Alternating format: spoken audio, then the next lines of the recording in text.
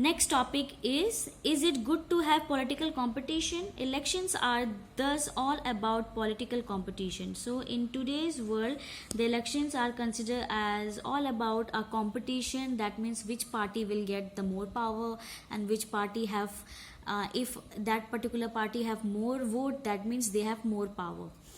So these competition takes various forms. So whatever the competition which are taking place in the political aspect, they are of various forms.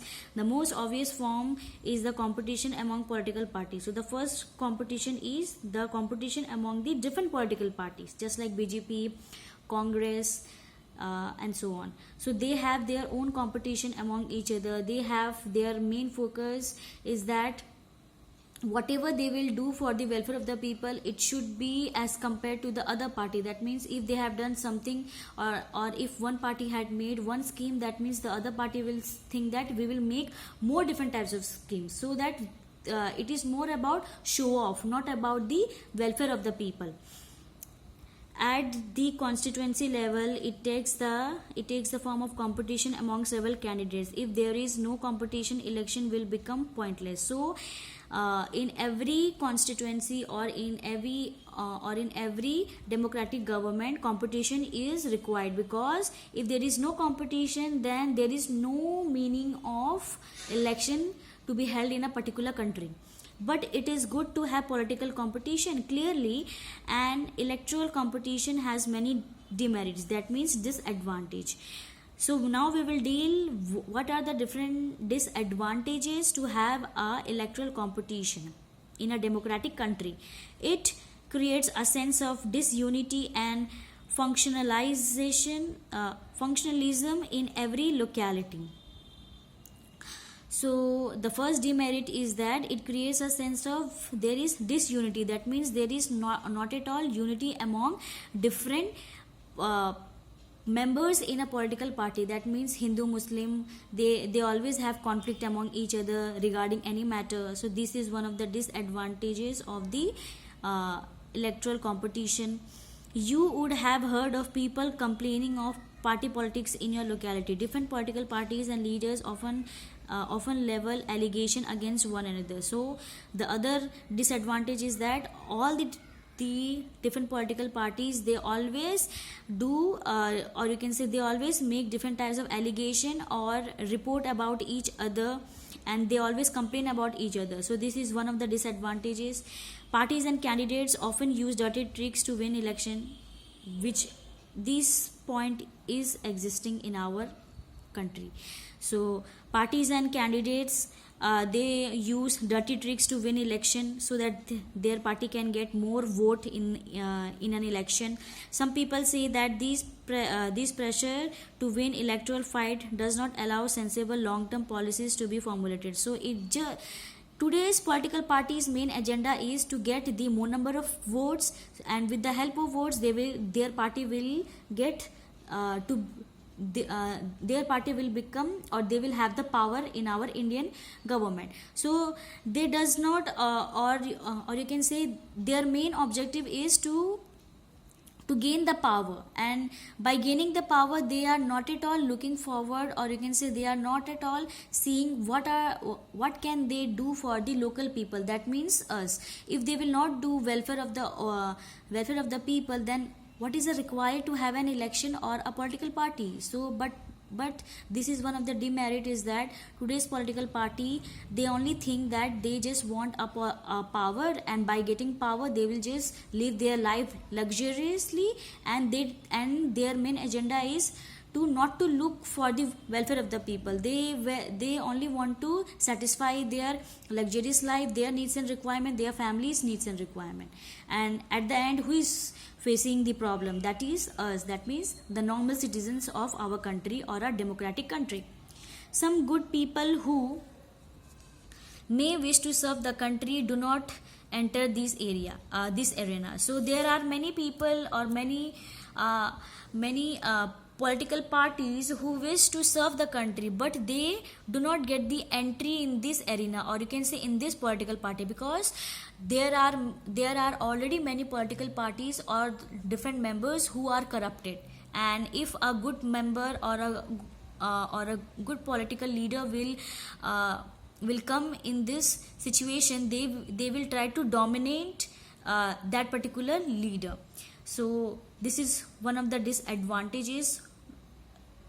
They do not like the idea of being dragged into unhealthy competition. So this is all about the disadvantages of having an electoral competition in a democratic country.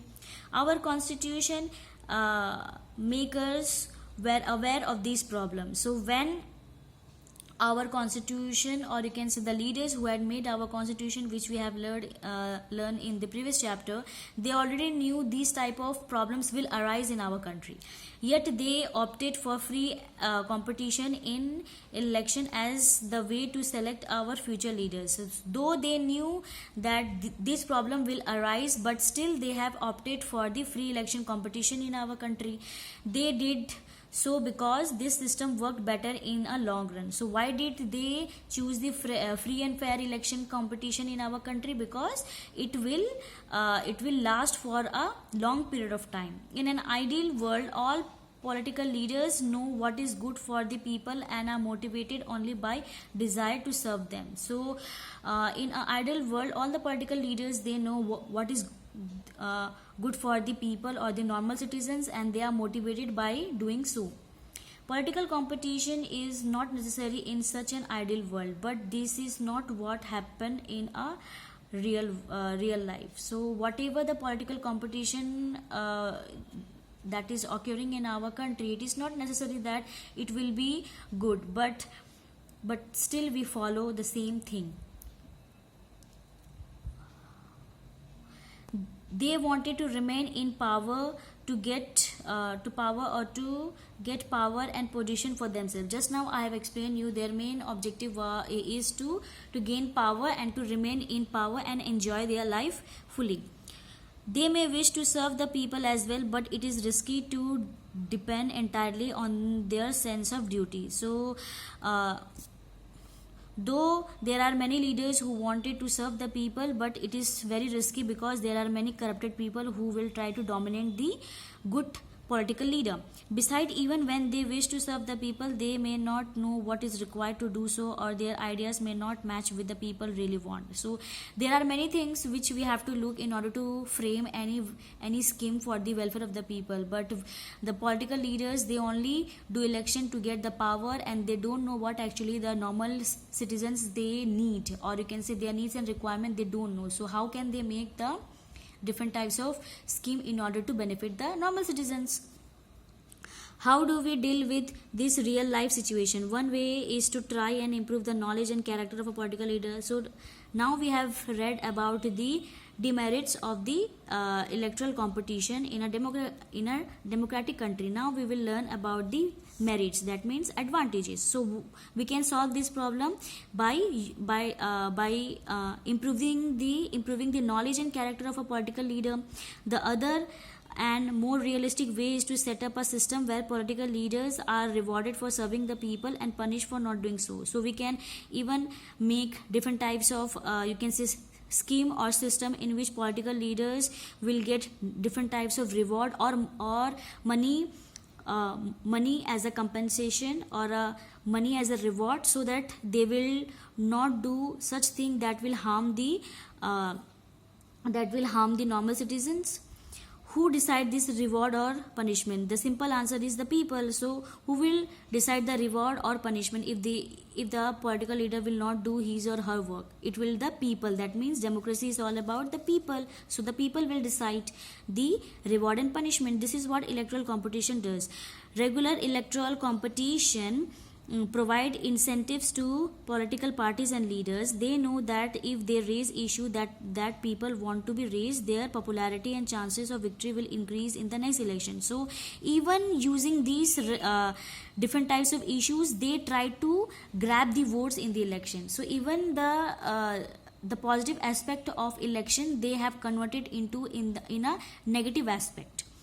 But if they fail to satisfy the vote with their work, they will not be able to win again. So this is all about the demerits of the electoral competition in a democratic country. Even the leaders, they they use different types of scheme or different types of issues in the elections so that they can directly target to the sentiments of our you can say of a normal citizens. If they will go according to the religion aspect, if they will only support the Hindus, then Hindu will give the votes, and if they will support the Muslim, then the Muslim people will support that particular leader. So politics and elections are all corrupted, and during or you can say in today's era these things are common, and we cannot say that politicals or political leaders or politics are